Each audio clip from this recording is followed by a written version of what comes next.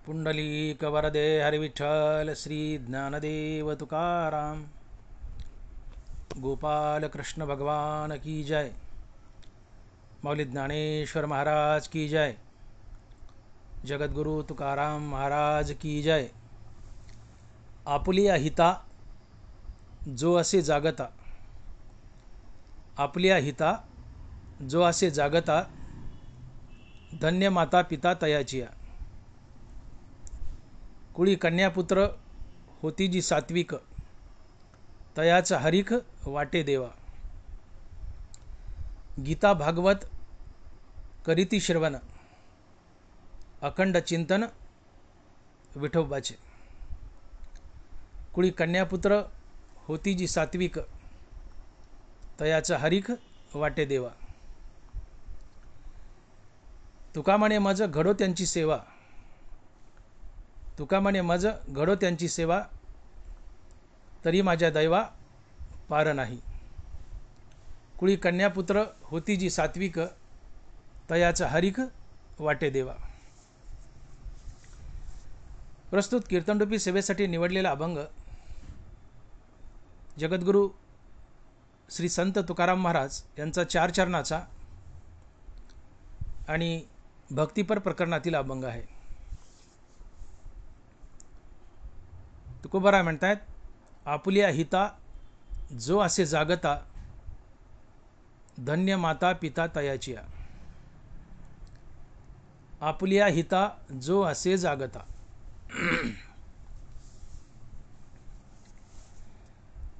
जो आपल्या हिताच्या ठिकाणी जागा आहे त्याची मायबाप धन्य आहेत। जो मनुष्य आपल्या हिताच्या ठिकाणी जागा आहे, धन्यता त्या माणसाला नाही आहे, धन्यता त्याच्या मायबापाला।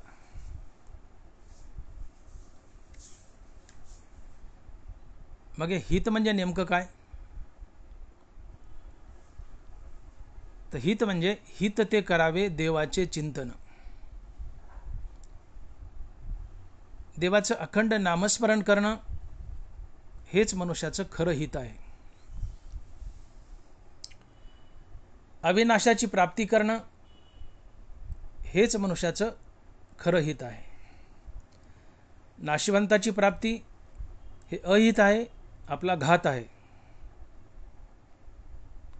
परंतु अविनाशाची प्राप्ती हे आपलं खरं हित आहे।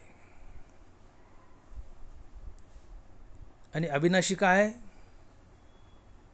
तर देश काळ स्वभावे विचू जाय न संभवे, ते पद माझे पावे अविनाश तो। अविनाश काय? हरिपद आहे, मुक्ती आहे, संत पद आहे, ज्याचा कधी कोणत्याही देशात कोणत्याही काळात नाश होत नाही।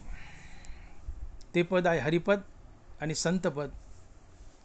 आणि अशा हरिपदाची संतपदाची प्राप्ती हे माणसाचं खरं हित आहे। आत्मलाभासारखे गोमटे काहीच न देखे, म्हणून भोग विषेके हरिखे जेना। आत्मलाभ हे आपलं खरं हित आहे। हरिपद आणि संतपदाची प्राप्ती हे आपलं खरं हित आहे। तुकोबाराय एका अभंगातून यादी देत आहेत की माणसाचं खरं हित काय आहे। महाराज लिहित आहेत, पुण्य परोपकारा पापते परपीडा, सत्य तोची धर्म असत्य ते कर्म, गती तेची मुखी नामाचे स्मरण, अधोगती जाण विन्मुक्ता, संतांचा संग तोची स्वर्गवास, नरक तो उदास अनर्गळा। तुका म्हणे उघडे आहे हितघात, तुका म्हणे उघडे आहे हितघात, जयाचे उचित करा तैसे। तुकोबारांनी या अभंगातून आपलं हित काय आणि घात काय उघड उघड सांगितलंय। महाराज म्हणतात, सातत्यानं परोपकार करणं हे आपलं हित आहे। सातत्यानं सत्य बोलणं हे आपलं हित आहे।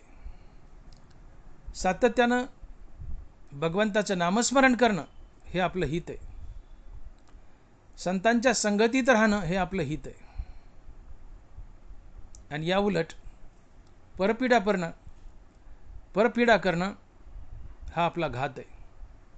असत्य बोलणं हा आपला घात आहे. मुखानं नामस्मरण न करणं हा आपला घात आहे. संतांच्या संगतीत न वावरणं हा आपला घात आहे. मग महाराज म्हणतात, मी घात काय आणि हित काय तुम्हाला सांगितलंय, तुमची मर्जी, काय स्वीकारायचं तुमचं तुम्ही ठरवा. तुका म्हणे उघडे आहे हित घात, जयाची उचित करा तैसे. तुमच्यावर सोडले, हित करायचं का घात करायचं. माणसानं आपलं हित करावं. काय हित आहे? परोपकार करणं, सत्य बोलणं, मुखानं नित्य भगवंताचं नामस्मरण करणं, संतांची संगती करणं, हे आमचं हित आहे. आणि अशा हिताच्या ठिकाणी जो जागा असतो त्याची मायबाप धन्य असतात. तात्पर्य, हे जग आत्मसुखाच्या ठिकाणी झोपलंय, परंतु एक महात्मा आत्मसुखाच्या ठिकाणी जागा असतो. ज्ञानोबारायाची साक्ष देत आहेत, माऊली लिहित आहेत, देखे भूत जात निदेले तेथेची जया पाहले, आणि जीव जेत चेले तेथ निद्रितुगा. प्राणी मात्र संसाराच्या ठिकाणी जागेत, आत्मसुखाच्या ठिकाणी झोपलेत. पण एक महात्मा संसाराच्या ठिकाणी झोपलेला आहे आणि आत्मसुखाच्या ठिकाणी जागा आहे, मोक्षाच्या ठिकाणी जागा आहे, हरिपदाच्या ठिकाणी जागा आहे, संतपदाच्या ठिकाणी जागा आहे. आणि हे आपलं खरं हित आहे. हे आपलं खरं हित आहे. आणि अशा हिताच्या ठिकाणी जो जागा आहे, जो मुक्तीच्या मागे लागलाय, भगवत प्राप्तीच्या मागे लागलाय, हे आपलं खरं हित असतं. आणि अशा आपल्या हिताच्या ठिकाणी जो जागा आहे त्याची मायबाप धन्य असतात. का? तर मायबाप जर सात्विक आणि नामधारक असतील तर पोटी अवलादही सात्विक आणि नामधारकच येते. मायबाप जर स्वतः आत्महिताच्या ठिकाणी जागे असतील, मायबाप जर स्वतः आत्महिताच्या ठिकाणी जागे असतील तर संतानही आत्महिताच्या ठिकाणी जागी असते. आणि म्हणून जो मनुष्य आपल्या आत्महिताच्या ठिकाणी जागा असतो याचं क्रेडिट तुकोबाराय त्या माणसाला देत नाहीत, त्याच्या मायबापाला देत आहेत. कारण मायबाप आत्महिताच्या ठिकाणी जागेत, मायबाप नामस्मरणाच्या ठिकाणी जागेत, म्हणून पोटी अवलाद नामधारक आली, आत्महिताच्या ठिकाणी जागी राहणारी आली. आणि म्हणून तुकोबाराय अभंगाच्या पहिल्या चरणात म्हणतात की आपुलिया हिता जो असे जागता, धन्य माता पिता तयाची. आपुलिया हिता जो असे जागता, धन्य माता पिता तयाची. मोठी गंमत आहे. मनुष्य स्वतः आत्महिताच्या ठिकाणी जागा आहे, मनुष्य स्वतः मुखानं नामस्मरण घेतोय, मनुष्य स्वतः सात्विक आहे, पण याचं श्रेय त्या माणसाला नाही, त्याचं सगळं श्रेय तुकोबाराय मायबापाला देतात. का बरं? तर तुकोबारायच उत्तर देत आहेत की तुकोबाराय म्हणतात की शुद्ध बीजापोटी फळे रसाळ गोमटी. शुद्ध बीजापोटी फळे रसाळ गोमटी.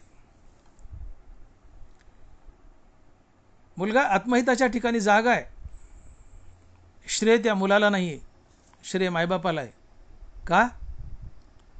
तर मायबापाचं बीज शुद्ध आहे, म्हणून शुद्ध अवलाद पोटी आली. आणि अशी शुद्ध अवलाद आत्महिताच्या ठिकाणी जागी असते, मोक्षाच्या ठिकाणी जागी असते. आणि म्हणून हे सगळं श्रेय मायबापाला जातं, मुलाला नाही. आणि म्हणून महाराज म्हणतात की आपुलिया हिता जो असे जागता, धन्य माता पिता तयाची.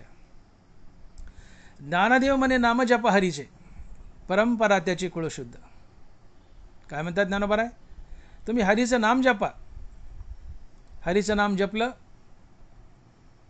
की तुमच्या पोटी नामधारकच संतान येईल आणि पिढ्यानं पिढ्या तुमचं कुळ शुद्ध राहील, आपल्या आत्महिताच्या ठिकाणी जागं राहील. का तर नामधारकाच्या पोटी नामधारकच संतान येते. ज्ञानदेव म्हणे नाम जपा हरीचे, परंपरा त्याचे कुळ शुद्ध. परंपरागत पिढ्यानं पिढ्या त्याचं कुळ शुद्ध राहील, नामधारकच राहील. जर तुम्ही नामधारक असाल तर तुम्ही नामधारक बना. तुमच्या पोटी नामधारक अवलाद पुढं पुढं पुढं प्रत्येक पिढी नामधारक येते आणि परंपरा त्याचं कुळ शुद्ध राहतं.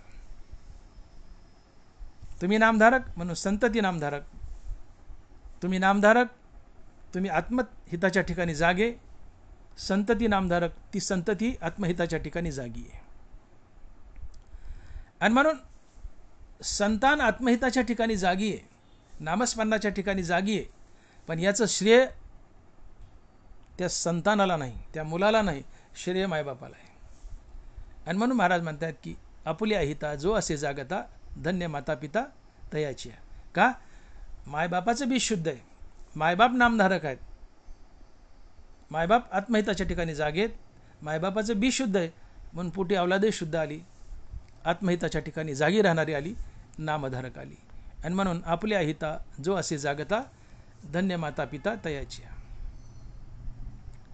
या उलट तुकोबाराज बोलतायत की तुका म्हणे आयशा जीवा काय करू आता, राम राम न म्हणती त्याची गाढव माता पिता.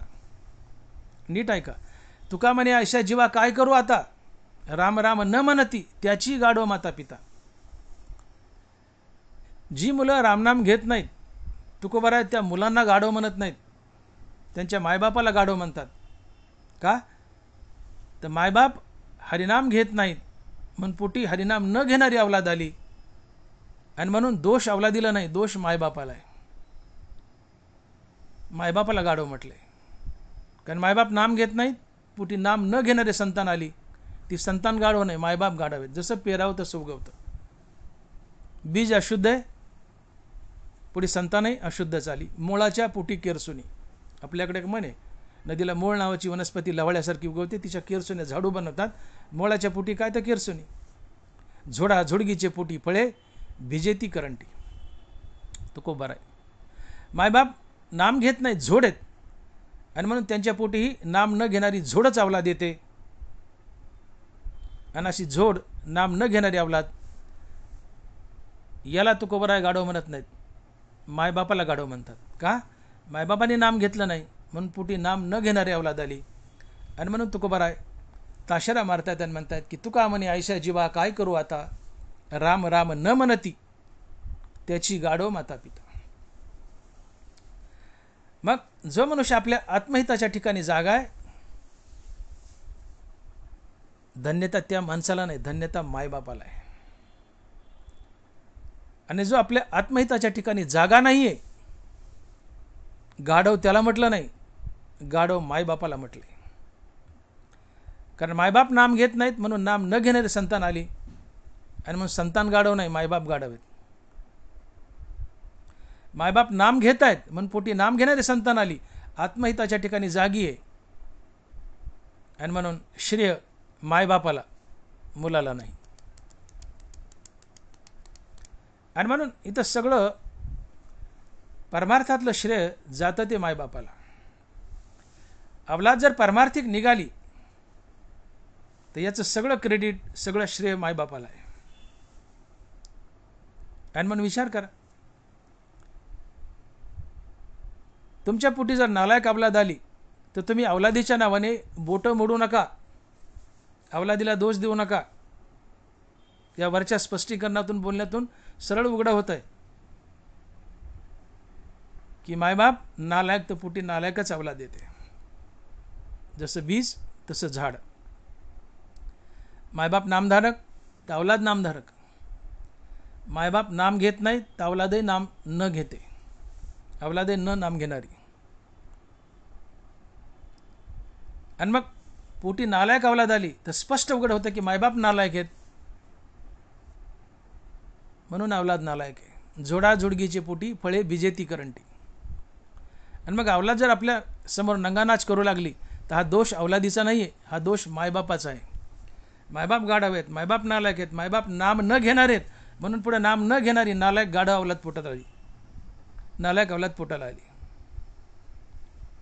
आणि म्हणून ज्याने त्याने आपलं आत्मपरीक्षण करावं आपल्या घरी, की आपली संतती वाया गेली, कुचकामी आहे, नालायक आहे, मूर्ख आहे, बावळट आहे. हा दोष आपल्या संततीचा नाही, दोष मायबापाचा आहे. कारण अवलाद आत्महिताच्या ठिकाणी जागी आहे. धन्यता त्या मुलाला नाही, धन्यता मायबापाला आहे. अवलाद नालायक निघाली, दोष नालायक मुलाला नाही, मायबापाला आहे. तुका म्हणे ऐशा जीवा काय करू आता, राम राम न म्हणती त्याची गाढव माता पिता. मुलगा नामस्मरण घेत नाही, नालायकसारखा वागतो, तुकोबारा त्याला दोष देत नाहीत, दोष मायबापाला देतात, गाढव मायबापाला म्हणतात. कारण मायबाप गाढव आहेत, नाम न घेणार आहेत, म्हणून नाम न घेणारी अवलाद पोटी आली. आणि म्हणून दैनंदिन जीवनात आपल्याला तपासून पाहावं. आपल्या अवलादी जर वायाला गेल्या तर दोष अवलादीचा नाही, हा सर्वस्वी दोष तुमचा आहे. तुमचं बीज खराब आहे म्हणून अवलाद खराब आहे. बीज शुद्ध, अवलादही शुद्ध. शुद्ध बीजापुटी फळे रसाळ गोमटी. आणि मग इथं जो नामस्मरणाच्या ठिकाणी, मोक्षाच्या ठिकाणी, हरिपदाच्या अर्थात संतपदाच्या ठिकाणी, हे सगळे शब्द एकाच अर्थाचे आहेत.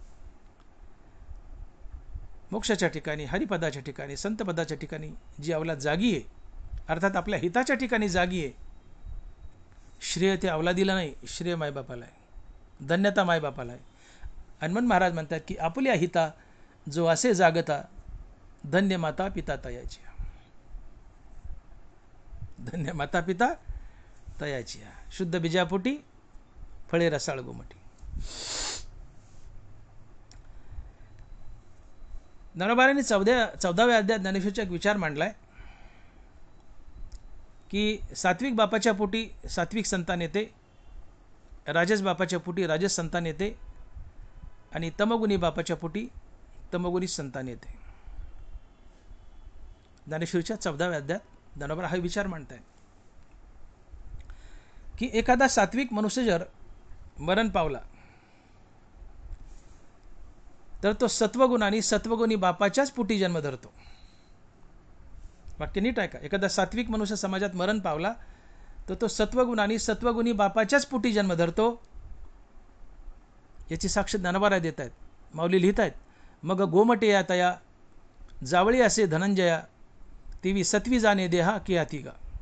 तो गोमटा आहे, सात्विक आहे, असा सात्विक गोमटा मरण पावलाय.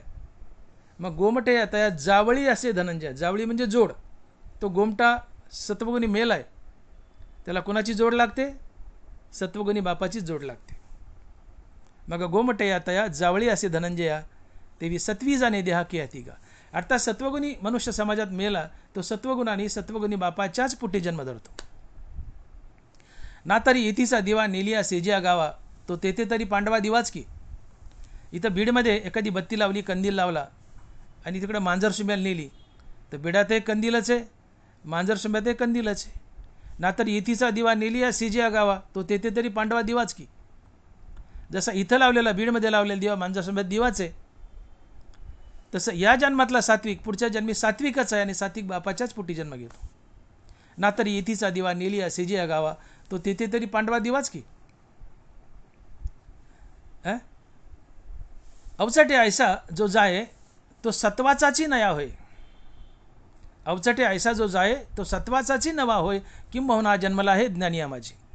असा जो सत्वगुणी मनुष्य अचानक मरण पावला आणि गेलाय, तो सत्वगुणी ज्ञानी बापाच्याच पोटी जन्म घेतो. किंबहुना जन्मला आहे ज्ञानिया माझी. तात्पर्य, सत्वगुणी मनुष्य जर मरण पावला समाजात, तो सत्वगुणाने सत्वगुणी बापाच्याच पोटी जन्म घेतो. याचा अर्थ होतो की सात्विक माणसाच्या पोटी सात्विक संतान येते. आणि याला ज्ञानोबा म्हणतात की धन्य माता पिता तयाची. आपल्या हिता जो असे जागता, धन्य माता पिता तयाची. इथं ज्ञानोबा म्हणले की सत्वगुणी माणसाच्या पोटी सत्वगुणीच अवलाद येते. सत्वगुणी अवलाद आपल्या हिताच्या ठिकाणी, मोक्षाच्या ठिकाणी जागी असते. मग जे अवलाद मोक्षाच्या ठिकाणी जागी आहे, हिताच्या ठिकाणी जागी आहे, त्याचा बाप सात्विक आहे. सात्विक बापाच्याच पोटी सात्विक अवलाद येते. आणि म्हणून श्रेय मायबापाला आहे. आपुल्या हिता जो असे जागता धन्य माता पिता तयाची. राजस मनुष्य जर मरण पावला तर तो रजोगुणाने रजोगुणी बापाच्याच पोटी जन्म घेतो. ज्ञानोबा साक्ष देत आहेत आणि माऊली लिहित आहेत. म्हणून व्यापाराचे हाती उसंतू दिहान राती तैसी याचे पांती जुंपे जेतो. रजोगुणी मेला तर रजोगुणी बापाच्याच पोटी अर्थात व्यापाऱ्याच्याच पोटी जन्म घेतो. रजोगुणी हे चंचल असतात, व्यापारी असतात. हो, म्हणून व्यापारा हाती उसंतू दिहान राती तैसी याचे पांती जुंपे जेतो. कुणाच्या पंक्तीला जुंपतो की ज्याला क्षणभरही उसंत नाही आहे, व्यापारी व्यापाराच्या हाती उसंतू दिहान राती रात्रभर मरमर मरमर मरमर तैसी याचे पांती जुंपे जेतो. रजोगुणी मेला तर रजोगुणी बापाच्याच पोटी जन्म घेतो. कर्म जडाच्या ठाई किंबहुना होय देही जो रजोवृत्तीच्या ठाई बुडवणी निमे. जे कर्मठ आहेत, मरमर मरमर सारखी काम काम व्यापार धंदा धंदा असा मरमर करणारा रजोगुणी, चंचल रजोगुणी. काय चंचलू मासा कामिनी कटाक्ष जैसा विजू तैसा लवलाय नाही. रजोगुणी अतिशय चंचल असतो, माशापेक्षा जास्त चंचल, विजेपेक्षा जास्त चंचल. असा रजोगुणी मेला तसा चंचल रजोगुणी बापाच्याच पोटी जन्म घेतो. कर्मजडाच्या ठाई किंबहुना होय देही जो रजोवृद्धीच्या ठाई बुडवणी नेमे. तात्पर्य रजोगुणी मनुष्य मेला तर रजोगुणाने रजोगुणी बापाच्याच पोटी जन्म करतो, रजोगुणी बापाच्याच पोटी जन्म घेतो. आणि तमोगुणी मेला तर तमोगुणाने तमोगुणी बापाच्याच पोटी जन्म घेतो.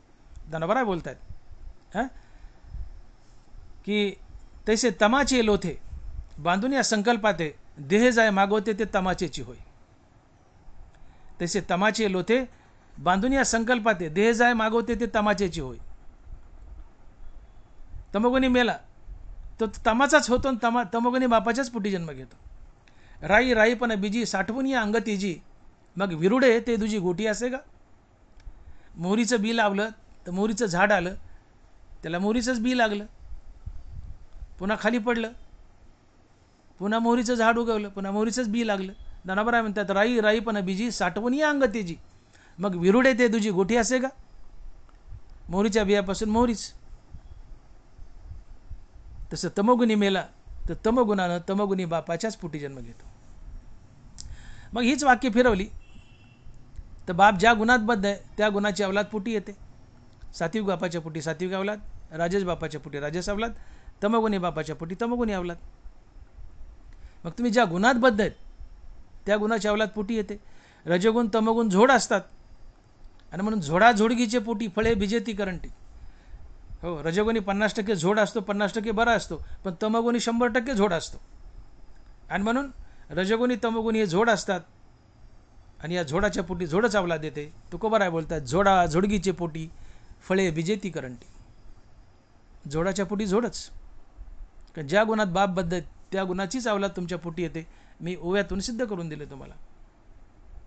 मग तुम्ही रजोगुणी तमोगुणी तर पोटी रजोगुणी तमोगुणीच अवलाद. रजोगुणी तमोगुणी नालायक असते, तमोगुणी तर नास्तिकच असते. रजोगुणी अर्धा अर्धा असतो, अर्धा आस्तिक अर्धा नास्तिक, पण नास्तिक साईडलाच मोडतो. मग तुम्ही रजोगुणी तमोगुणी तर अवलादी रजोगुणी तमोगुणी विकारी अवलाद, वाईट वागणारी अवलाद. ज्या अवलादीला परस्त्री, जुगार, दारू, परद्रव्य अर्थात परद्रव्य करणारीचा अभिलाष असतो, छंदिक असतात. जुगार आवडते, दारू आवडते, परस्त्री आवडते, करप्शन आवडतं, भ्रष्टाचार आवडतो, मद्य आवडतं, मांस आवडतो, अशी अवलाद पोटी येते. कारण तुम्ही रजोगुण तमोगुणात बद्ध. हे मी बोललेलं सगळं रजोगुणी तमोगुणीला आवडतं म्हणून त्या अवलादीला आवडतं. परद्रव्य करणारीचा अभिलाष, भ्रष्टाचार, मद्यपान, मांसाहार हे सगळं आवडतं रजोगुणी. मग बाप ज्या वृत्तीत आहे त्याच वृत्तीची अवलाद पोटी, झोडाझोडगीचे पोटी. मग अवलाद जर नालायक पोटी आली तर दोष तुमचा आहे, अवलादीचा नाही आहे. जसं पेरावं तसं उगवतं. आणि मग तेच ज्ञानोबा इथं सांगतायत की बाप जर सात्विक आहे तर पोटी सात्विकच अवलाद येते. आणि सात्विक अवलाद ही नामधारक असते. नामधारक आपल्या हिताच्या ठिकाणी जागा असतो. आपलं हित आहे भगवंताचं नामचिंतन आणि मोक्षाची प्राप्ती, हे आपलं हित आहे. आणि म्हणून सात्विक बाप तर सात्विक अवलाद, आणि सात्विक अवलाद आपल्या हिताच्या ठिकाणी जागी असते, मोक्षाच्या ठिकाणी जागी असते. परंतु ही अवलाद आपल्या हिताच्या मोक्षाच्या ठिकाणी जागी जरी असली तर याचं श्रेय त्या अवलादीला नाही, श्रेय मायबापाला आहे. धन्य माता पिता तयाची या, धन्य माता पिता तयाची या, आपुलिया हिता जो असे जागता आपुलिया हिता जो असे जागता, धन्य माता पिता तयाची या, धन्य माता पिता तयाची या. भले अवलाद आत्महिताच्या ठिकाणी जागी आहे, नामधारक आहे, पण श्रेय अवलादीला नाही, श्रेय मायबापाला. धन्य माता पिता तयाची या. आणि म्हणून तुम्हाला तुमच्या पोटी चांगली अवलाद यावी असं वाटत असेल तर तुम्ही नामधारक बना, सात्विक बना, आत्महिताच्या ठिकाणी जागा राहा, मोक्षाच्या ठिकाणी जागा राहा. तुम्ही तुमच्या हिताच्या ठिकाणी जागा राहा. अवलादही नामधारक आणि आपल्या हिताच्या ठिकाणी जागी राहणार. येईन आणि आपलं हित असतं भगवंताची प्राप्ती, आत्मलाभ, हरिपदाची प्राप्ती, संतपदाची प्राप्ती. हे आपलं हित आहे. आणि म्हणून पोटी चांगली अवलाद येणं ही बापाची सर्वात मोठी श्रीमंती असते. बाप कफल्लक आहे, खिशात फक्त 10 रुपये, पण पोटी शुद्ध सात्विक सत्वगुणी अवलाद आहे, त्याच्यासारखा बाप श्रीमंतोच. खिशात 10 रुपये, पण पोटी सद्गुणी अवलाद आहे, त्याच्यासारखा श्रीमंत बाप तोच. टनाटन उड्या मारतो. घरात कोट्यावधी रुपये, पण अवलाद नालायक आहे, भिकार चोट आहे, त्याच्यासारखा दरिद्री आणि भिकारी बाप तोच. अवलादीचं दुःख फार वाईट असतं. अवलाद जर आपल्या डोळ्यापुढे नंगानाच करू लागली तर बाप अर्ध्या आयुष्यात झुरून मरतो, गुडघ्यात मान घालून रडतो. आणि पोटी नालायक अवलाद येणं ही बापाला अधर्मानं वागल्याची फेड असते. जोडा जोडगीचे पोटी फळे बिजेती करंटी. कबीर महाराज म्हणतात की बुरी नजर वाले तेरा बच्चा जिये. कबीर महाराज, बुरी नजर वाले तेरा बच्चा जिये और वो बड़ा होकर तेरा खून पिए. बुरी नजर वाले तेरा बच्चा जिए और बड़ा होकर वो तेरा खून पिए. हे बुरी नजर वाल्या बापा, हे रजोगुणी तमोगुणी बापांनो, परद्रव्य परणारीचा अभिलाष करतात, मंसार करतात, दारू पिता, जुगार खेळता, भ्रष्टाचार करता. तुमची अवलाद जगावी म्हणले का? तर रजोगुणी तमोगुणी बापाला मुलगा झाला की समजून घ्यावं त्याचा वैरी जन्माला आला, त्याचा वैरी जन्माला आला. हा मुलगा त्या अधर्मी बापाचा बदला घेतो. हा मुलगा अधर्मी बापाचा बदला घेतो. हा मुलगा या रजोगुणी तमोगुणी बापाच्या पुढे नंगानाच करतो, त्या बापाची जायदाद लुटतो, वाममार्गात खर्च करतो, बापाला झुराय लावतो आणि अर्ध्या आयुष्यात मारतो. बुरी नजर वाले तेरा बच्चा जिये और वो बड़ा होकर तेरा खून पिए. तू दम काढ म्हणले बुरी नजर वाल्या रजोगुणी तमोगुणी बापा, दुष्ट विकारी बापा. लबाडीन पैसा गोळा केला ना, कर म्हणले. तुझी अवलाद जगावी आणि जगेल आणि मोठं होऊन तुझं रक्त पिल, तुला झुराय लावेल. का? तर तुझी अवलाद तुझ्या डोळ्यापुढे नंगानाच करेल, बाई बाटली ताटली इकडे झुकेल, तुला रक्ताचे अश्रू गाळायला लावेल, पाण्याचे नाही रक्ताचे अश्रू गाळायला लावेल आणि तू झुरून मरशील. बडा होकर वो तेरा खून पिये. आणि म्हणा मला जागा व्हायची, शहाणा होण्याची गरज आहे. तुम्हाला लवाडीचा पैसा पाहिजे का सद्गुणी अवलाद पाहिजे? तुम्ही गरीब जरी असले पण अवलाद सद्गुणी, तुमच्यासारखा श्रीमंत बाप तोच. आज देश म्हणजे काय? देश म्हणजे देशातील पैसा नव्हे, देश म्हणजे देशातील सद्गुणी माणसं. देश म्हणजे देशातील सद्गुणी माणसं. हा भारत देश म्हणजे काय? हा भारत देश म्हणजे या देशातील दगडमाती नव्हे, तर भारत म्हणजे भगवान श्रीराम, भगवान श्रीकृष्ण. भारत म्हणजे पितामह भीष्म, भारत म्हणजे अर्जुन, भारत म्हणजे युधिष्ठिर, भारत म्हणजे भीम, भारत म्हणजे संत ज्ञानेश्वर, भारत म्हणजे निवृत्तीनाथ, भारत म्हणजे तुकोबाराय, भारत म्हणजे एकनाथ महाराज, भारत म्हणजे नामदेवराय,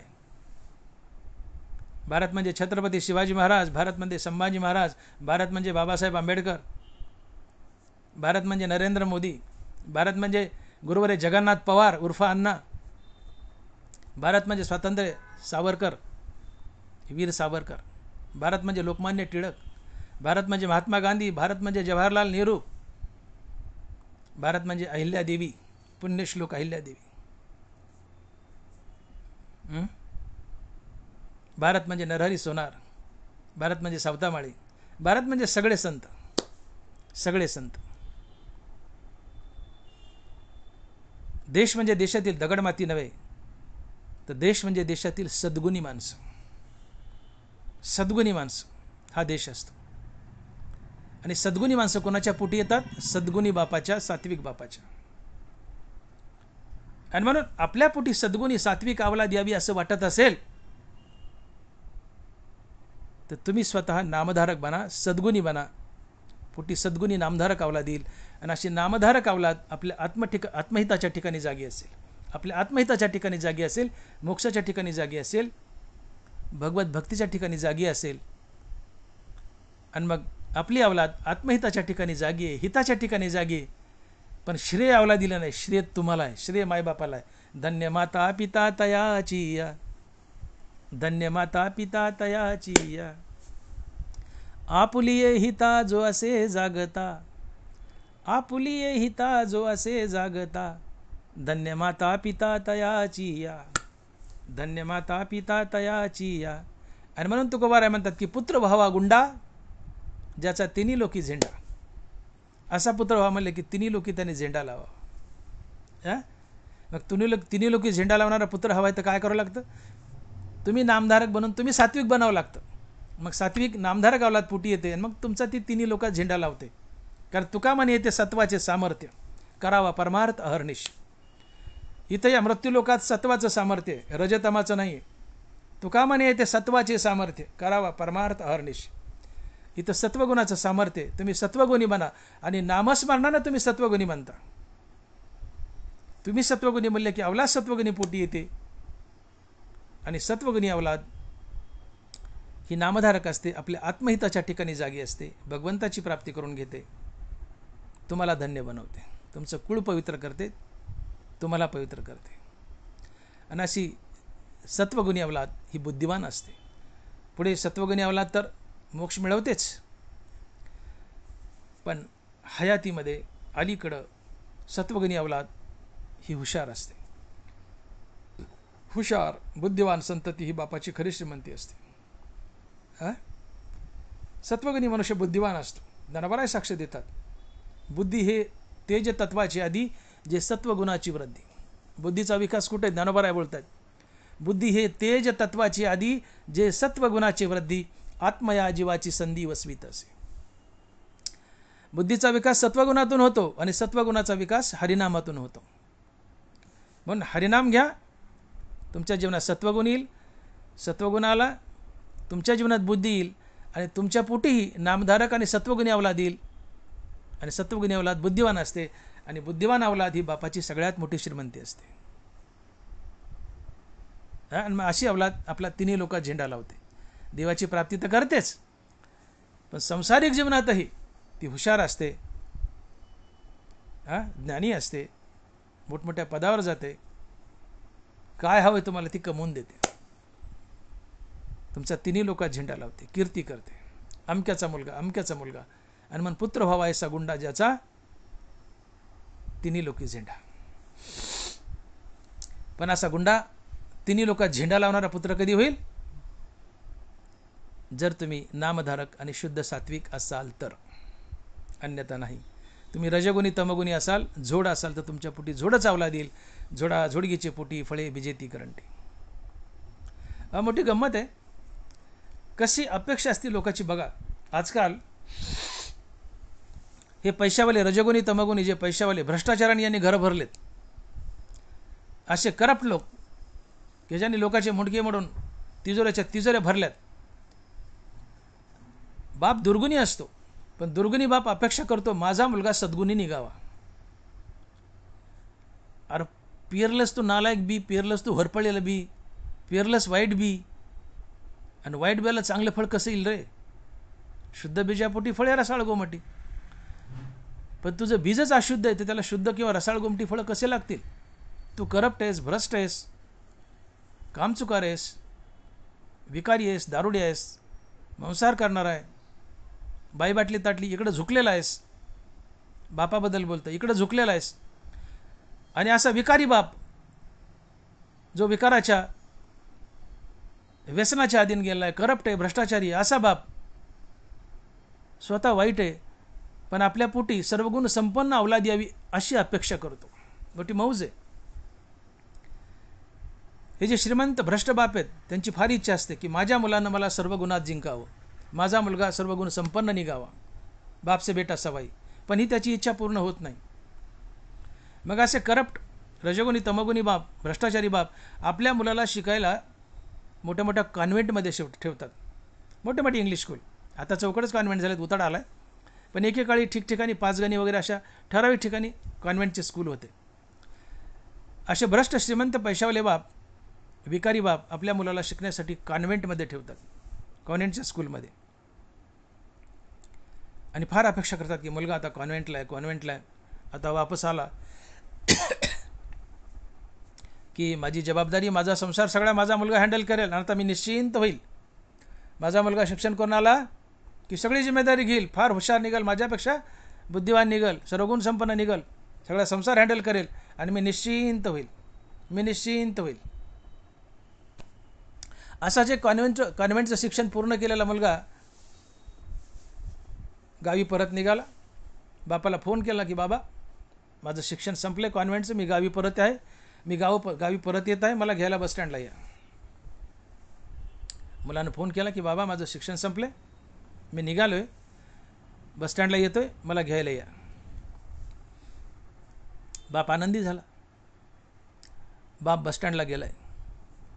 मुलगा गाडीतून उतरला आहे. गाडीतून उतरल्या मुलानं सिगारेट पेटवली आणि सिगारेटचा झुरका मारला आणि सगळा धूर बापाच्या तोंडावर करून, बापाच्या तोंडावर धूर. बाप अर्धागार झाला. बापाच्या तोंडावर धूर आणि म्हणतो हाय डॅड, हाऊ आर यू. इंग्रजी शिकलाय ना, घाला इंग्लिश मिडियमला, फार फॅड लागले ना, खेड्यापाड्याने इंग्लिश मिडियम झाले, मराठी मिडियम बुडायला लागले. मुलं मराठी मिडियमला घाला शहाणे असतील तर. मी MBBS MS आहे. अजूनही मी सांगतो, शिक्षण मातृभाषेतून असावं, आकलन चांगलं होतं, चांगलं समजतं. परकीयाच्या भाषेतून आकलन होत नाही, विकास होत नाही. फार कमी लोक आहेत की जे इंग्लिश मिडियममधून चमकलेत. आम्ही MBBSला लागलो त्यावेळेस 50 मुलाची बॅच होती अंबेजोगाईला आमची. 50 मधले 48 मुलं मराठी मिडियमचे होते, 2च मुलं इंग्लिश मिडियमचे होते.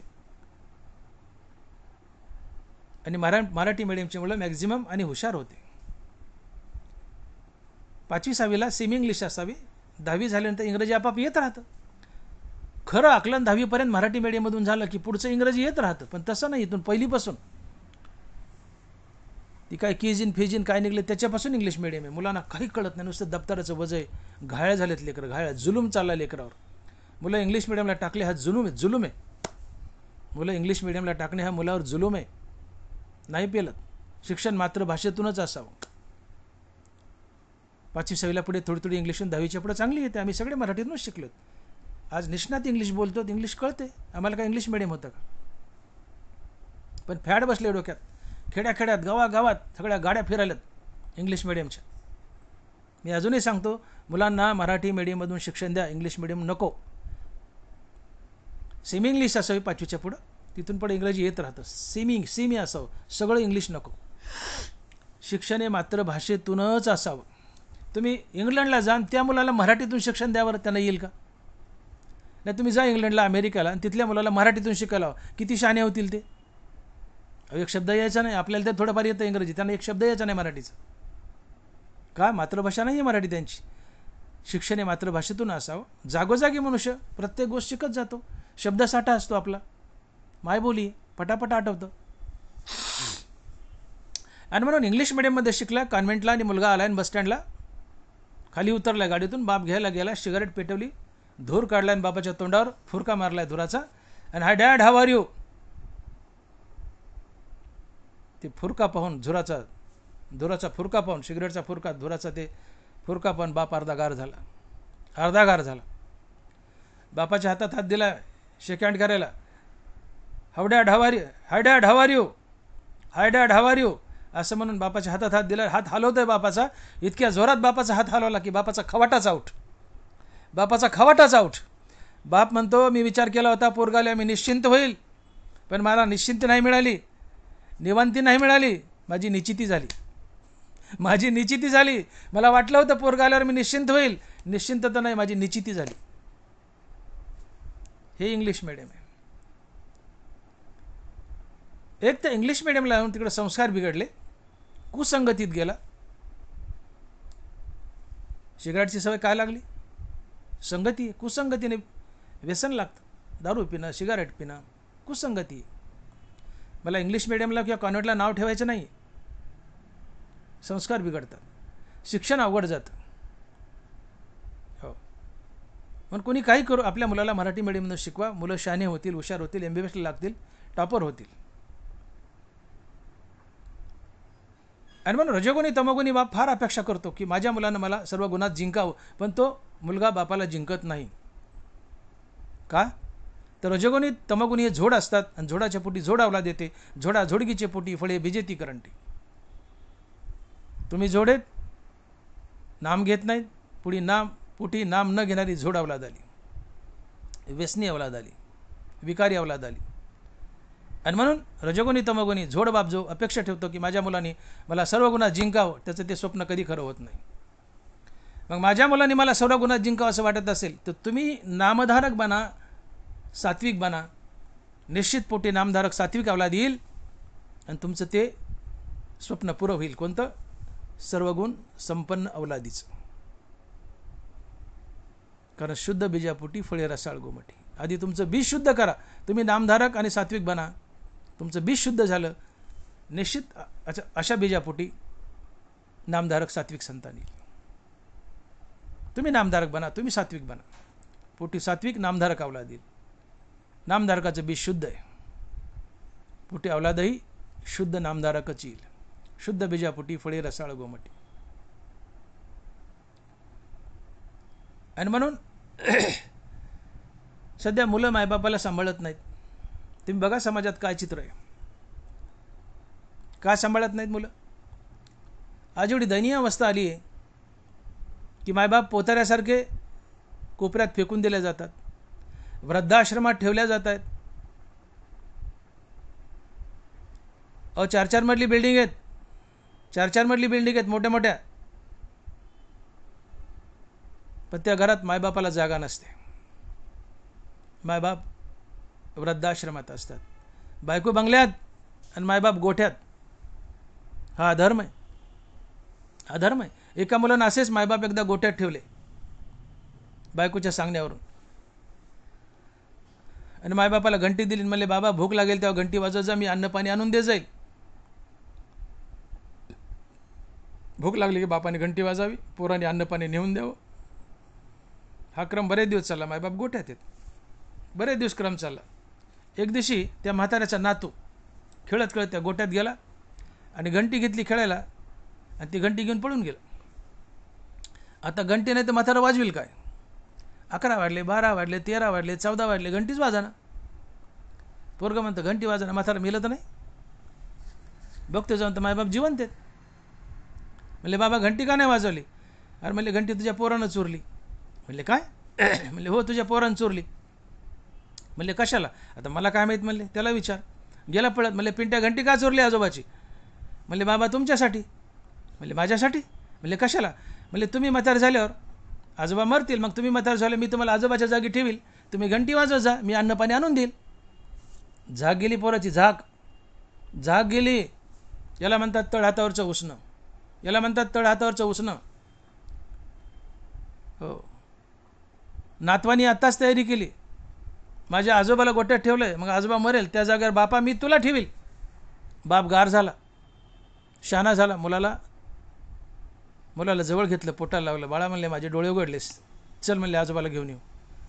आईवडिलाला घरात घेऊन आला आणि आईवडिलाचा लक्ष्मीनारायण म्हणून सांभाळ करू लागला. शहाणे आहे, तळावतारचं उसणं आहे. पिता स्वयंमेव नारायण, माता प्रत्यक्ष लक्ष्मी आपण, ऐसे जाणून ज्याचे भजन, सुपुत्र जाणतो जगी. सुपुत्र कोण? पैसा कमवतो तो नाही आहे. लक्ष्मीनारायण समजून जो आईवडिलाची सेवा करतो तो सुपुत्र असतो. पिता स्वयंमेव नारायण, माता प्रत्यक्ष लक्ष्मी आपण, ऐसे जाणून ज्याचे भजन, सुपुत्र जाणतो जगी. लक्ष्मीनारायण समजून आईवडिलाची सेवा करा, तुम्हाला काही कमी पडणार नाही. तुका म्हणे मायबापे अवघी देवाचीच रूप आहे. तुका म्हणे मायबापे अवघी देवाचीच रूप आहे. मायबाप हे प्रत्यक्ष पांडुरंग आहेत. मायबापाची सेवा ही प्रत्यक्ष पांडुरंगाची सेवा आहे. आणि मायबापाच्या सेवेने प्रसन्न होऊन पुंडलिकाने पांडुरंगाला विटेवर बांधलंय फक्त मायबापाच्या सेवेने. मायबापाच्या सेवेत मुक्ती आहे, स्वर्ग आहे, वैकुंठ आहे, सगळं आहे. मायबापाची सेवा करा, जीवन धन्य तर होईल, काही कमी पडणार नाही, संसारात बरकतच बरकत येईल. आणि मायबापाला तिष्ठायला लावलं अन्न पाण्याला, संसारात लक्ष्मी राहणार नाही, अधोगती होईल. देव तुम्हालाही तिष्ठायला लावेल. कारण मायबाप हे लक्ष्मीनारायण आहेत. मायबाप देवाच्या रूपात असतात. मायबापाला तिष्ठवलं, लक्ष्मीनारायणाला तिष्ठवलं. मायबाप हाकलून दिलं, लक्ष्मीनारायण हाकलून दिला. आणि लक्ष्मीनारायण घरातून हाकलून दिला, तुम्हाला भसर कसं येईल आणि बरकत कसं येईल.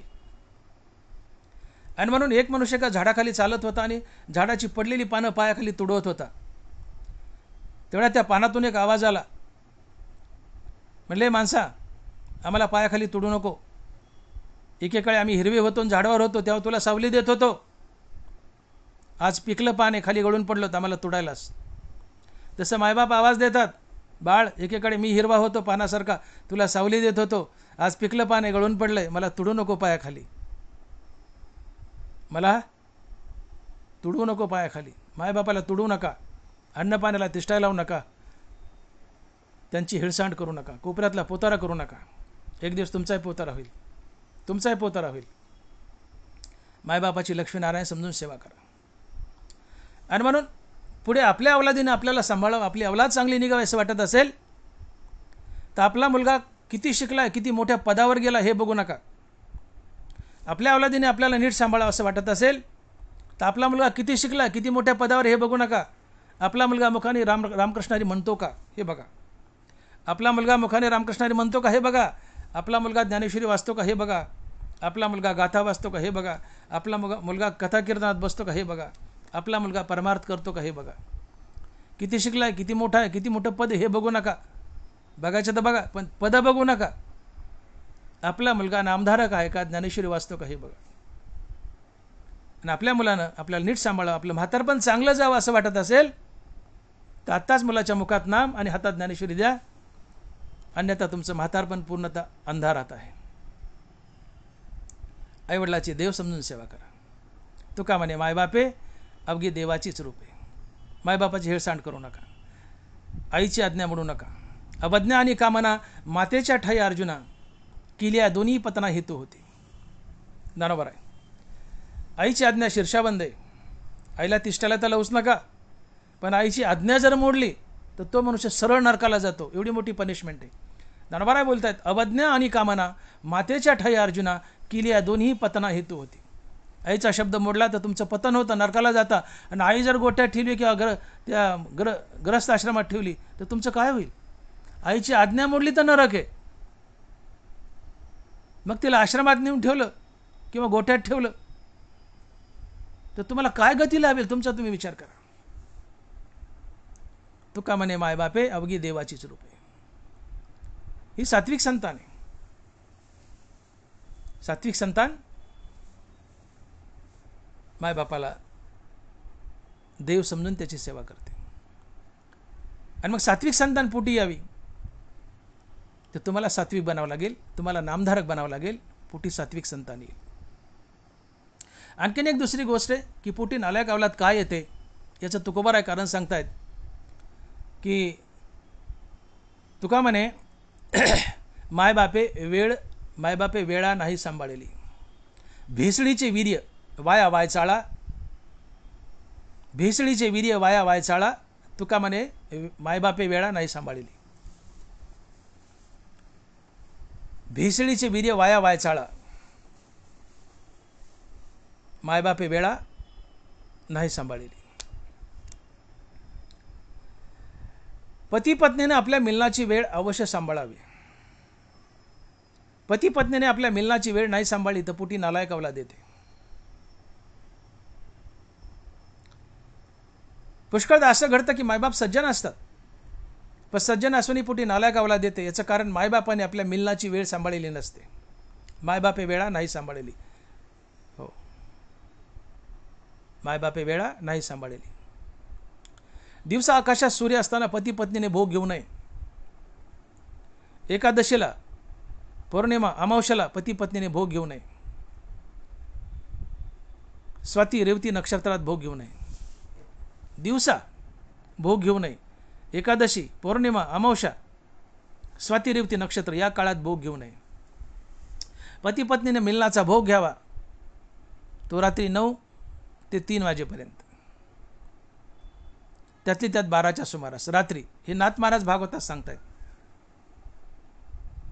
रात्री 9च्या पुढे आणि 3च्या आत, आणि शक्यतो 12च्या दरम्यान, 11-12, ठीक आहे, 9च्या पुढं 3च्या आत या प्रहरात, 9च्या पुढं 3च्या आत या प्रहरात तुम्ही भोग घ्यावा. पोटी सुंदर सद्गुणी अवलाद येते, नामधारक अवलाद येते. पण तुम्ही सज्जन आहेत आणि जर आपल्या मिलनाची वेळ नाही सांभाळली, दिवसा पती पत्नीसोबत भोग घेतला, तर पोटी नालायक अवलाद येते. तुम्ही सज्जन असूनही. रावण याचंच एक फळ आहे. रावणाच्या आईने भर दिवसात दुपारी 12 वाजता नवऱ्याकडे हट्ट केला, मला भोग घ्यायचा आहे. रावणाचा बाप ऋषी होता. ते म्हणलं, बायकोला, मला तुझी लाज गेली का? ब्राह्मण पत्नी आहेस, ऋषी पत्नी आहेस, दिवसा आकाशात सूर्य आहे, भोग घेऊ नये, नालायक अवलाद पोटी येते. ती म्हणली, नाही, मला घ्यायचा आहे. बायकोच्या हट्टापुरी दिवसा भोग घेतला. रावणाच्या बापानं आपल्या पत्नीसोबत, पोटी हा रावणासारखा नालायक मुलगा आला. रावण पोटी आला, दुष्ट दुराचारी. दिवसा भोग घेऊ नका, दुष्ट दुराचारी अवलाद पोटी येईल. अवलादीसाठी नाहीच, एरवी सुद्धा पती पत्नीने दिवसा आकाशात सूर्य असताना भोग घेऊ नये, पाप लागतं. आणि अवलादही नालायक पोटी येते. एकादशीला भोग घेऊ नये, अमावस्या पौर्णिमेला भोग घेऊ नये, स्वाती रेवती नक्षत्रात भोग घेऊ नये, नालायक अवलाद पोटी येते. हो, भेसळीचे वीर्य वाया वायचाळा, मायबापे वेळा नाही सांभाळली. आपल्या मिलनाची वेळ सांभाळा, शुद्ध सात्विक संतान पोटी येईल. आणि मग पुष्कळदा असं घडतं की एक बाप आहे, त्याला 4 मुलं आहेत, बाप सात्विक आहे, पण 2 सात्विक निघतात, 2 नालायक मुलं निघतात. याचं कारण काही मुलाच्या वेळेस, जन्माच्या वेळेस मायबापे वेळा नाही सांभाळली. आपल्या मिलनाची वेळ सांभाळा, निश्चित शुद्ध सात्विक संतान पोटी येईल. लोकांना नामस्मरण करा, शुद्ध सात्विक संतान पोटी येईल. अर्थात मिलनाची वेळ पाळा, नामधारक बना, सात्विक बना, तुमच्या पोटी नामधारक शुद्ध सात्विक संतान येईल. आणि अशी संतान आपल्या आत्महिताच्या ठिकाणी जागी असेल. आणि जी संतान आत्महिताच्या ठिकाणी जागी आहे, तर ती धन्य नाही आहे, धन्यता तिच्या मायबापाला. धन्य माता पिता तयाची या, धन्य माता पिता तयाची या, आपुलिया हिता जो असे जागता, आपुलिया हिता जो असे जागता, धन्य माता पिता तयाची या, धन्य माता पिता तयाची या. आणि म्हणून तुकोबाराय बोलतात अभंगाच्या पहिल्या चरणात की जो आपल्या हिताच्या ठिकाणी जागा आहे, हित ते करावे देवाचे चिंतन, हित ते करावे देवाचे चिंतन. नित्यमुखाने नामस्मरण करणं हेच आपलं हित आहे. आणि नित्य नामस्मरण केलं जीवनात विवेक वैराग्य येतं, त्यातून मनुष्य आत्महिताच्या ठिकाणी जागा होतो. आणि मग नित्य नामस्मरण, आत्महिताच्या ठिकाणी जागा राहणं, मोक्षाच्या ठिकाणी जागा राहणं, अर्थात हरिपद आणि संतपदाच्या ठिकाणी जागा राहणं, हेच आमचं खरं हित आहे. आणि मग जो मनुष्य आपल्या आत्महिताच्या ठिकाणी जागा आहे, त्याचे मायबाप तर धन्य आहेतच, पण असा आपल्या आत्महिताच्या ठिकाणी जागा असलेला मनुष्य सात्विक असतो. आणि अशी सात्विक अवलाद जर पोटी आली, त्या कुळात जन्माला आली, तर देवाला त्या सात्विक अवलादीचा हरिक वाटतो. हे अभंगाच्या दुसऱ्या चरणात. आणि महाराज बोलत आहेत, कुळी कन्या पुत्र होती जी सात्विक, तयाचा हरिक वाटे देवा. कुळी कन्या पुत्र होती जी सात्विक, तयाचा हरिक वाटे देवा. ज्या कुळामध्ये सात्विक संतान जन्माला येते, त्या संतानीचा आणि त्या कुळाचा देवाला हर्ष वाटतो, हरिक वाटतो, आनंद वाटतो. पवित्र ते कुळ, पावन तो देश, जेत हरीचे दास जन्म घेती. तुकोबार आहे. ते कुळ पावन आहे, तो देश पावन आहे. कोणता? की जिथं हरीचे दास जन्म घेतात. आणि म्हणून महाराज बोलतात, कुळी कन्या पुत्र होती जी सात्विक, तयाचा हरिक वाटे देवा. ज्या कुळात नामधारक सात्विक संतान जन्माला येते, की जे आपल्या आत्महिताच्या ठिकाणी जागी आहे, मोक्षाच्या ठिकाणी जागी आहे, अशा संतानीचा देवाला आनंद होतो. अशी संतान पाहून देवाला आनंद होतो. तयाचा हरिक वाटे देवा. देव प्रसन्न होतो. ज्या मायबापाच्या पोटी सात्विक संतान आली, नामधारक संतान आली, ती नामधारक आणि सात्विक संतान पाहून देवाला आनंद होतो. का बरं देवाला का आनंद व्हावा? बरं, आनंद एकटा नाही, मुलगाच नाही बरं का, कुळी कन्या पुत्र, मुलीला निग्लेक्ट करू नका. कुळी कन्या पुत्र होती जे सात्विक. कन्यासुद्धा सात्विक कन्या पोटी आली तर तिचाही देवाला आनंद होतो. कन्याला निग्लेक्ट करू नका. कन्या 2 घराचा उद्धार करते, बापाच्या आणि सासऱ्याच्या.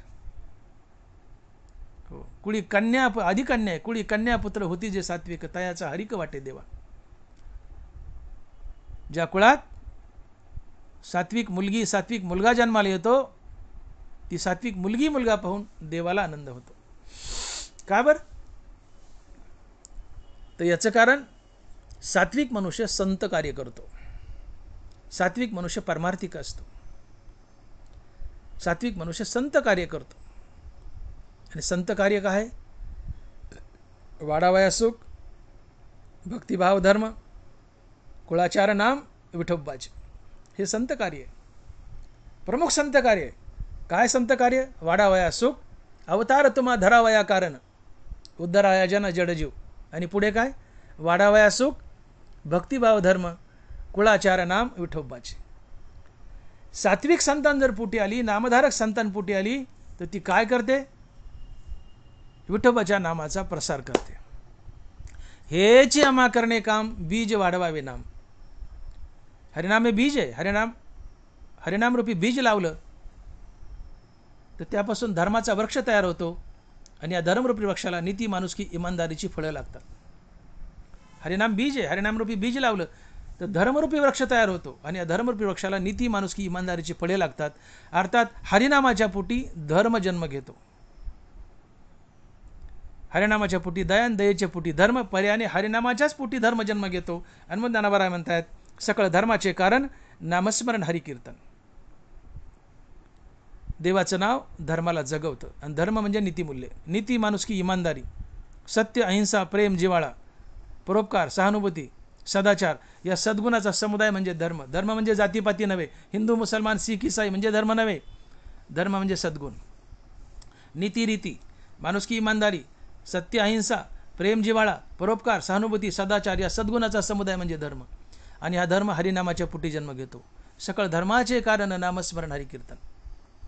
मग ही जी सात्विक संतान जन्माला आली, कुळी कन्या पुत्र होती जे सात्विक, ते काय करतात? विठोबाचं नाव मुखात धारण करतात. विठोबाच्या नावामुळे त्यांच्या जीवनात धर्म येतो. अर्थात नीती, माणुसकी, इमानदारी येते, सदाचार येतात. ते सदाचारानं वागतात, जगाला सदाचार शिकवतात, जगाच्या मुखात नाम देतात, भक्तिभाव वाढवतात, स्वतःचा कुळाचार वाढवतात. आणि यामुळे जगतात सुख येतं. कारण मुखात नाम तर हृदयात दया, हृदयात दया तर जीवनात धर्म अर्थात नीतिमूल्य.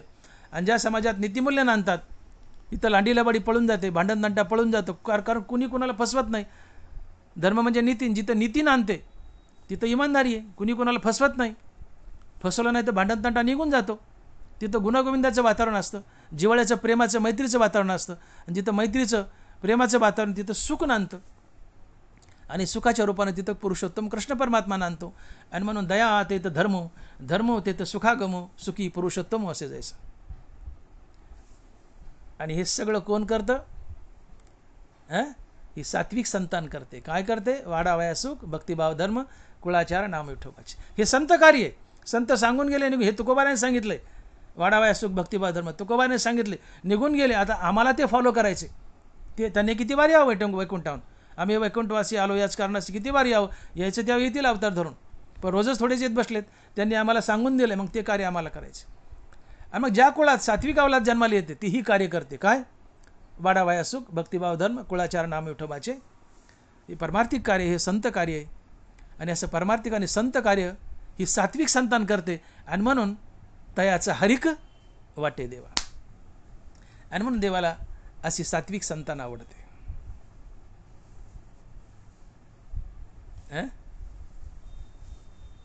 कुळी कन्या पुत्र होती जे सात्विक तयाचा हरिक वाटे देवा. ही सात्विक संतान, नामधारक संतान संत कार्य करते, परमार्थिक कार्य करते, विठोबाच्या नामाचा प्रसार करते. त्यामुळे समाजात धर्म जगतो, अर्थात नीतिमूल्य जगतात, समाजात सुख शांती येते.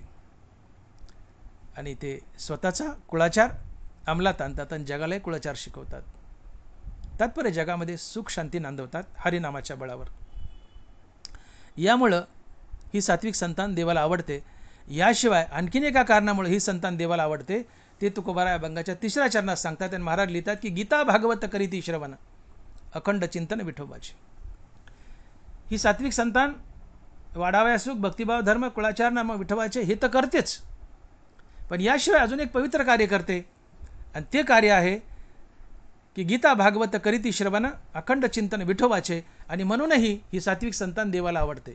तयाचा हरिक वाटे देवा, तयाचा हरिक वाटे देवा, कुळी कन्या पुत्र होती जे सात्विक, कुळी कन्या पुत्र होती जे सात्विक, तयाचा हरिक वाटे देवा, तयाचा हरिक वाटे देवा. देवाला का हरिक वाटतो, का आनंद होतो सात्विक संतान पाहून? मी पुन्हा पुन्हा बोललो की वाढावा सुख भक्तिभाव धर्म कुळाचार नाम विठोबाचे. आणि याशिवाय गीता भागवत करीती श्रवण अखंड चिंतन विठोबाचे. या सगळ्या गोष्टीमुळं सात्विक संतांनी सगळ्या गोष्टी करते आणि या सगळ्या गोष्टी केल्यामुळं हे भक्ती कार्य, संत कार्य, परमार्थिक कार्य, या सगळ्या गोष्टीमुळं देवाला अशी संतान आवडते आणि त्यांचा हर्ष वाटतो, देवाला आनंद होतो. तयाचा हरिक वाटे देवा. आता इथं आवर्जून 2 ग्रंथ घातलेत, गीता भागवत करीती श्रवण. अनेक ग्रंथ आहेत पण गीता भागवत घातली कारण गीता ही सर्व ग्रंथाचा ईश्वर आहे. तसे शास्त्रेश्वरा गीता या सनाते शास्त्रे. भानुभूषिता प्राचिया सतेजा दिशा आगविया. ज्ञानोबा आहे. भानुभूषिता प्राचिया सतेजा दिशा आगविया, तसे शास्त्रेश्वरा गीता या सनाते शास्त्र. पूर्वेला सूर्य उगवला सगळ्या दिशा उजळून निघतात, तसं गीताशास्त्र हातात आलं इतर सगळे शास्त्र उजळून निघतात. का? गीता ही सर्व शास्त्रांचा ईश्वर आहे. तैसे शास्त्रेश्वरा गीता या सनाते शास्त्रे. जोपर्यंत सूर्य उगवला नाही सगळ्या दिशा अनाथ आहेत. सूर्य उगवला सगळ्या दिशा प्रकाशानं सनात होतात. जोपर्यंत सगळी शास्त्र गीतेजवळ आली नाही तोपर्यंत ती अनाथ आहेत. गीतेजवळ आली की सगळी शास्त्र सनात होतात. का? तर गीता सर्व शास्त्रांचा ईश्वर आहे. तसे शास्त्रेश्वरा गीता या सनाते शास्त्रे. जगातील सगळी शास्त्र अनाथ आहेत, ती गीतेच्या जवळ आल्यावर सनात होतात. हे ज्ञानोबा बोलतात. तसे शास्त्रेश्वरा गीता या सनाते शास्त्रे. जगातील प्रत्येक शास्त्र अनाथ आहे, ते गीतेजवळ ज्ञानेश्वरीजवळ आल्यावर सनात होतं. का तर गीता सर्व शास्त्रांचा ईश्वर आहे आणि शिवाय गीता भगवंताच्या मुखातून निघाली आहे, म्हणून गीताशास्त्र सर्वात महान आहे.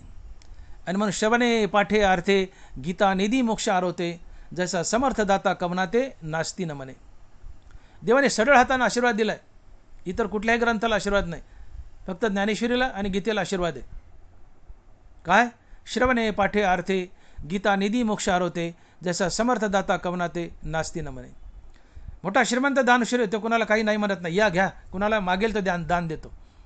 तशी माझी गीता तुम्ही या, वाचा, व्यासपीठावर बसून सांगा किंवा ऐका, फळ एकच आणि तो आहे मोक्ष.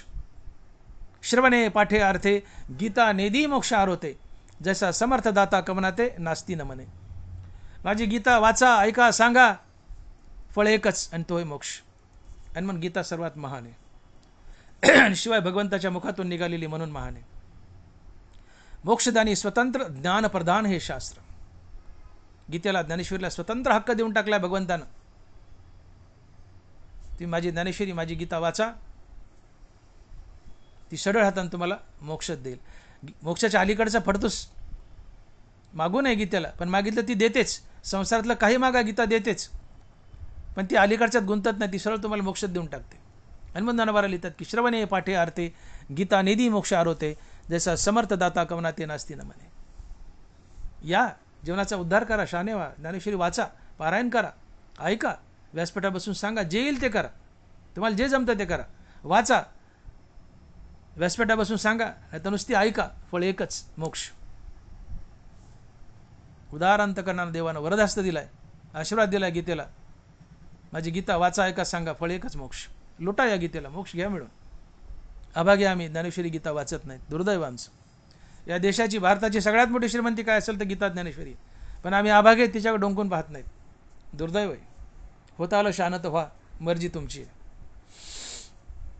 आणि म्हणून गीता भागवत करीती श्रवण. भागवत नंबर 2ला टाकले. का? भागवत यामध्ये भगवंताच्या लीला आहेत, बाललीला आहेत भगवान कृष्णाच्या, आणि भक्ताच्या कथा आहेत, म्हणून तो ग्रंथ विशेष पवित्र आहे. भगवान कृष्णानं काय बाललीला केल्या मथुरेत, गोकुळात, त्या कथा ऐकल्या. चरित्र ते उच्चारावे केले देवे गोकुळी. हे देवाचं चरित्र ऐकलं, उच्चारलं तर देह पावन होतो. जीवनात भक्ती फळते, फुलते आणि तुम्ही मोक्षाच्या दिशेने वाटचाल करता.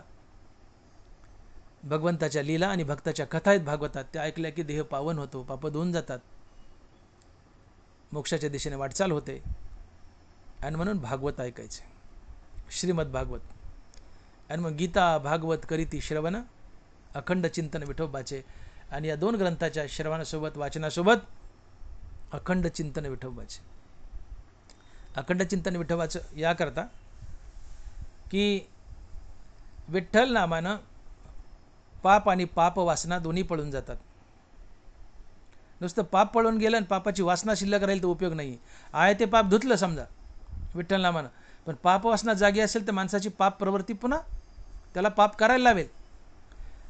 पण नाम तसं नाही. विठ्ठलाचं नाम दुहेरी क्रिया करतं. पाप तर घालवतं पण पाप वासनाही घालवतं. जसं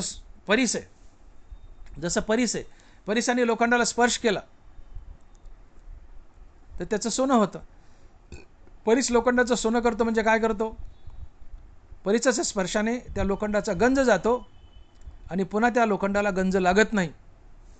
लोखंडाला परीस लावा, त्याचा गंज गेला तर ते सोनं गटारात टाका, त्याला पुन्हा गंज लागत नाही.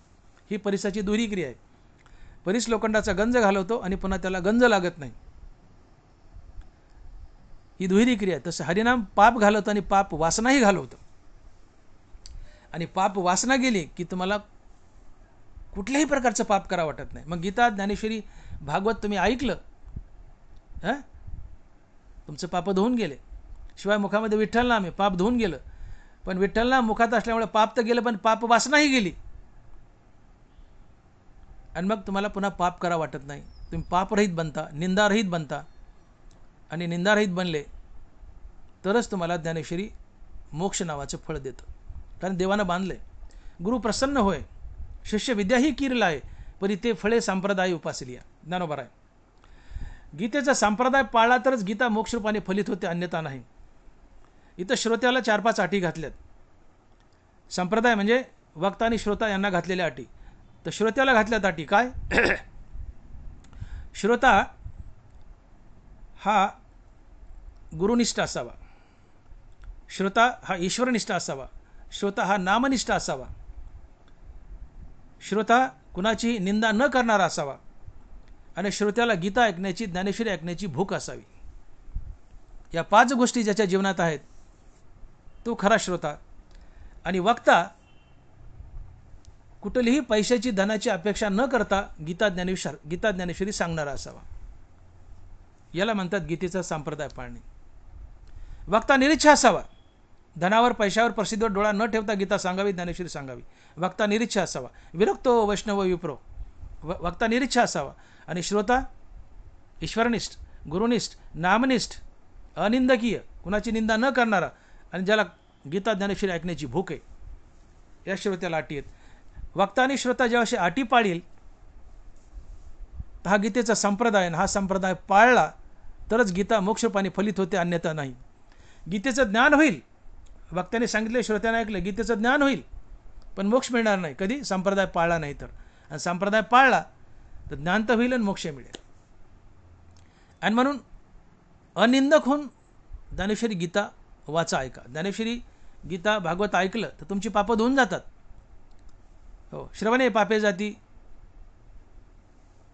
श्रवणानं पापं जातात. तुम्ही मोक्ष दिशेने वाटचाल करतात. पण तुम्ही जर कोणाची निंदा केली तर तुमच्या पदरी पुन्हा पाप येतं, तुम्हाला स्वर्ग, वैकुंठ किंवा मोक्ष दुरावतो. श्रवणे पापे जाती, धर्मधरी उन्नती, मग स्वर्ग, राज्य, संपत्ती लाहायचे शिखी. तुम्ही गीता ज्ञानेश्वरी ऐकली, तुमचं पाप कटलं. पण तुम्ही कोणाची निंदा केली तर पुन्हा पाप तुमच्या जीवनात येतं, तुम्ही पापाचे भागीदार बनता आणि तुमचा मोक्ष दुरावतो.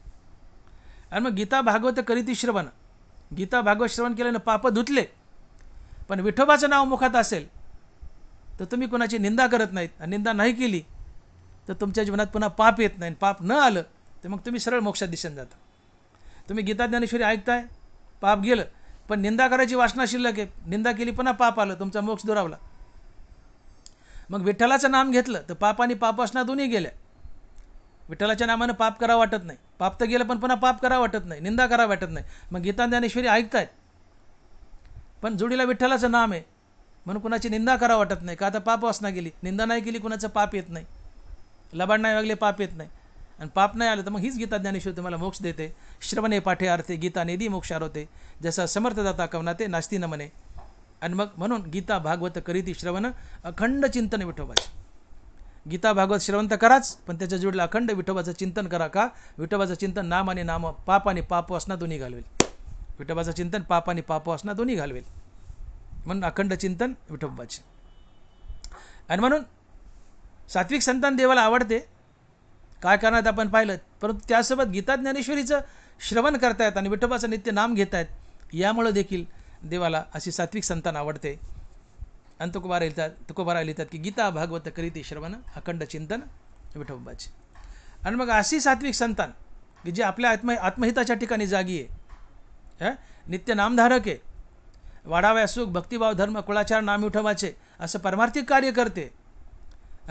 गीता ज्ञानेश्वरी सांगते, ऐकते, वाचते आणि मुखानं नित्य विठ्ठलाचं नाम घेते. अशा सात्विक अवलादीची, सात्विक संतानाची मला सेवा घडो, या अभंगाच्या शेवटच्या चरणात महाराज म्हणतात की तुका म्हणे माझं घडो त्यांची सेवा, तरी माझ्या दैवा पार नाही, तरी माझ्या दैवा पार नाही.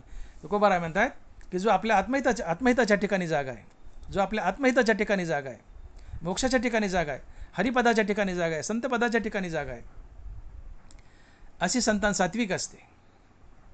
अशी सात्विक संतान देवाला आवडते. अशी सात्विक संतान वाढाव्या सुख भक्तिभाव धर्म कुळाचार नाम विठोबाचे असं परमार्थिक कार्य करते. शिवाय गीता भागवताचं श्रवण करते आणि मुखानं नित्य विठ्ठलाचं नाम घेते. इतकी महान असते ही संतान. आणि म्हणून तुकोबाराय म्हणतात की अशा सात्विक संतानाची सेवा मलाही घडावी, मलाही घडावी, मग माझ्या दैवाला पार राहणार नाही.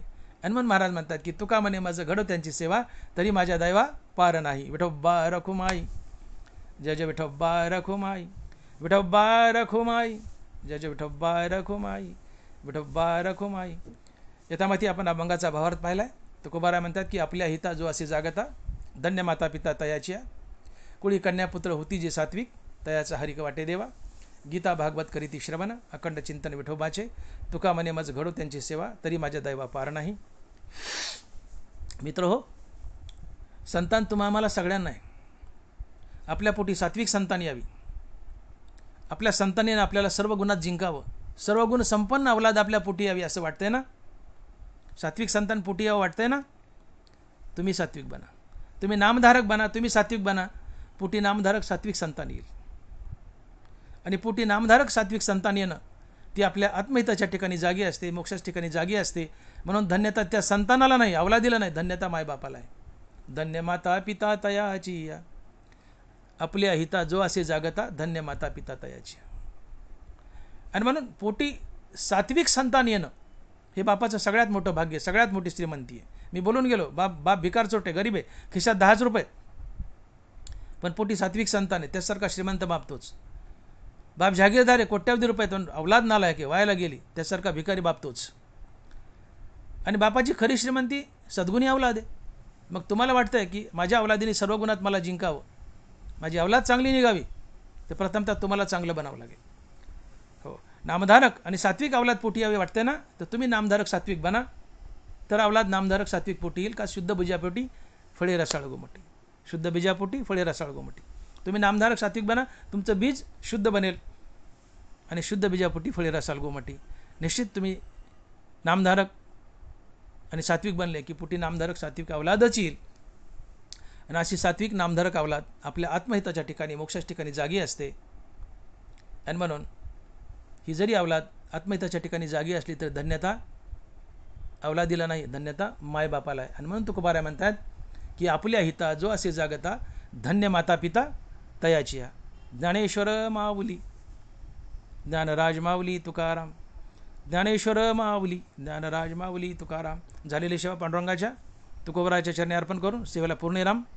विठ्ठल जय जय विठ्ठल, जय विठ्ठल जय जय विठ्ठल. बोली लिले कुरे वेळी वा कुडी उत्तरे, करा क्षमा अपराध महाराज तुम्ही सिद्ध, नाही विचारिला अधिकार मी आपुला. करा क्षमा अपराध महाराज तुम्ही सिद्ध, तुका म्हणे ज्ञानेश्वरा राखा पायापै किंकरा. करा क्षमा अपराध महाराज तुम्ही सिद्ध. ज्ञानदेव तुकाराम, ज्ञानदेव तुकाराम, तुकाराम तुकाराम तुकाराम तुकाराम तुकाराम तुकाराम तुकाराम. पुंडलिक वरदे हरविठ्ठल. श्री ज्ञानदेव तुकाराम. गोपाल कृष्ण भगवान की जय. माऊली ज्ञानेश्वर महाराज की जय. जगद्गुरु तुकाराम महाराज की जय. विठ्ठल विठ्ठल विठ्ठल विठ्ठल विठ्ठल विठ्ठल विठ्ठल विठ्ठल विठ्ठल विठ्ठल विठ्ठल विठ्ठल.